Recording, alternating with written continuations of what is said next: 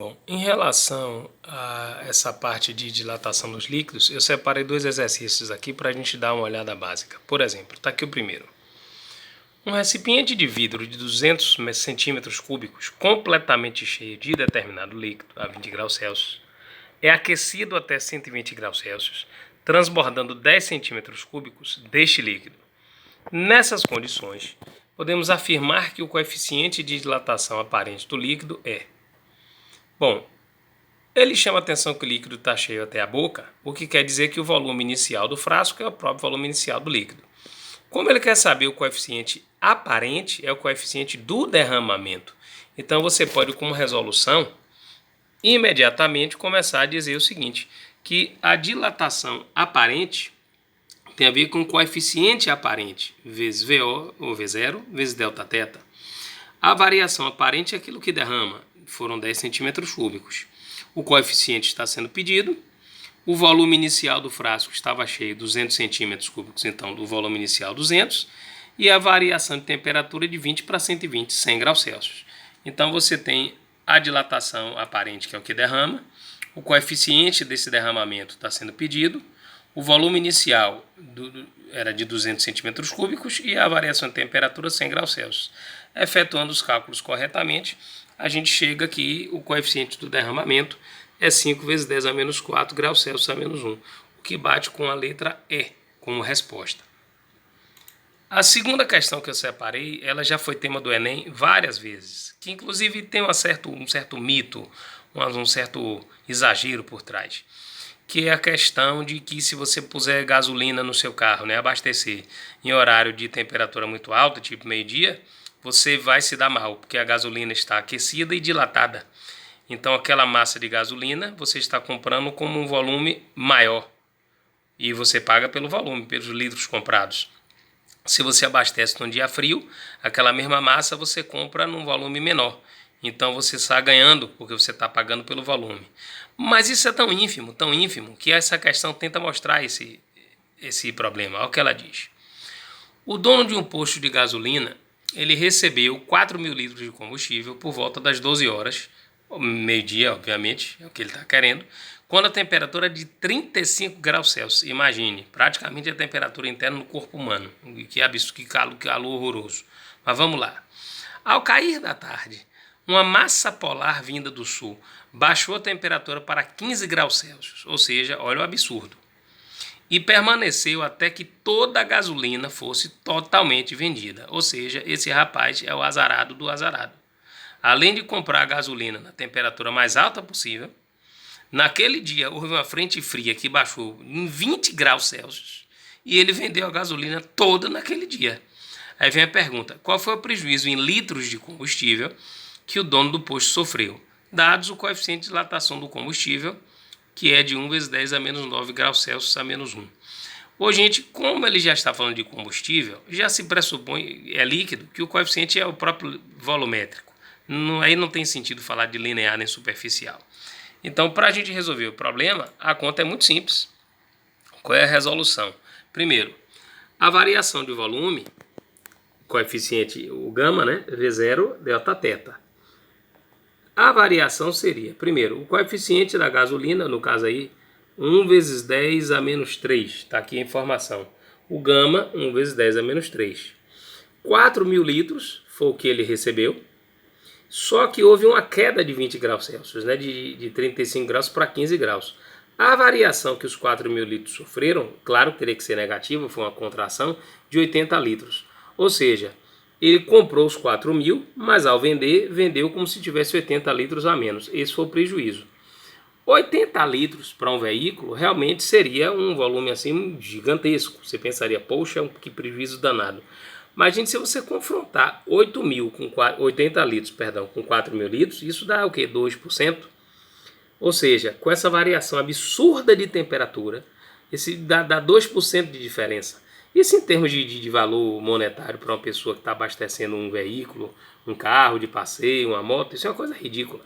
Quer dizer, você vê que em condições absurdas dessas, você tem uma variação ínfima. Então realmente não tem sentido, é uma coisa um pouco exagerada. Mas está aí a questão.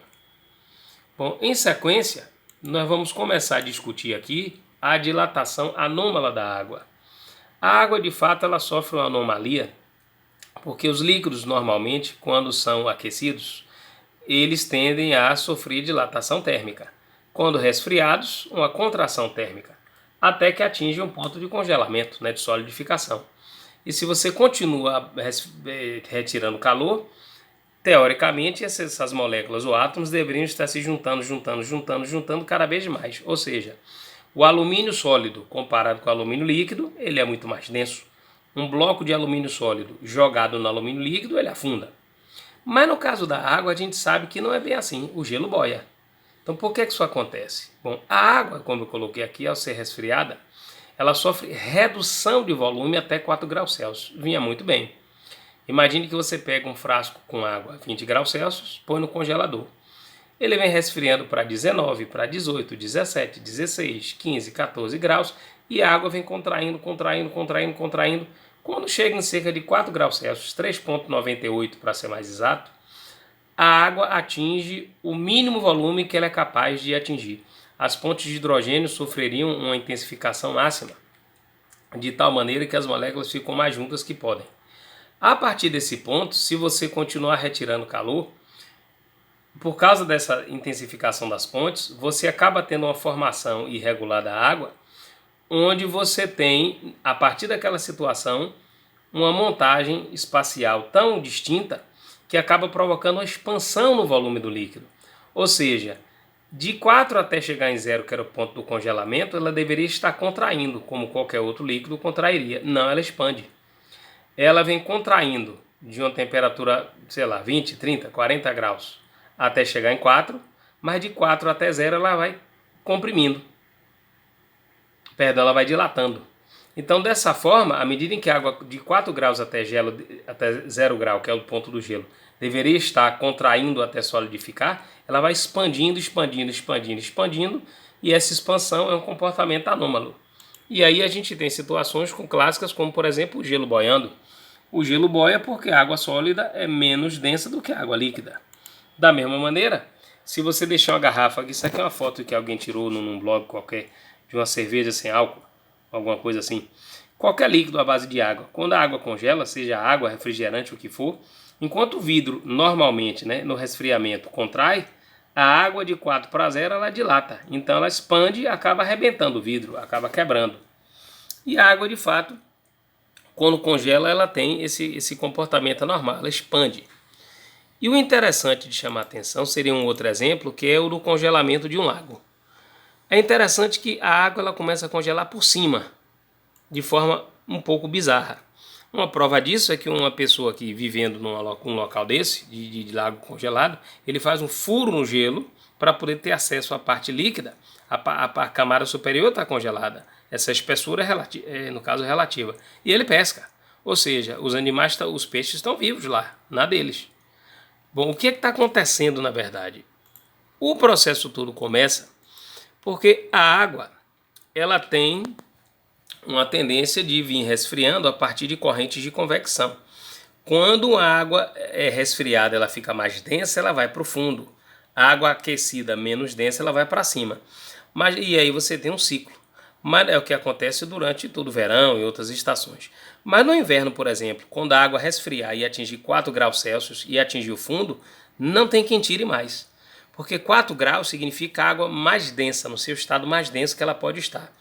Ainda que siga resfriando e vá a 3 graus, uma água a 3 graus supostamente seria mais densa do que a água a 4, mas não é.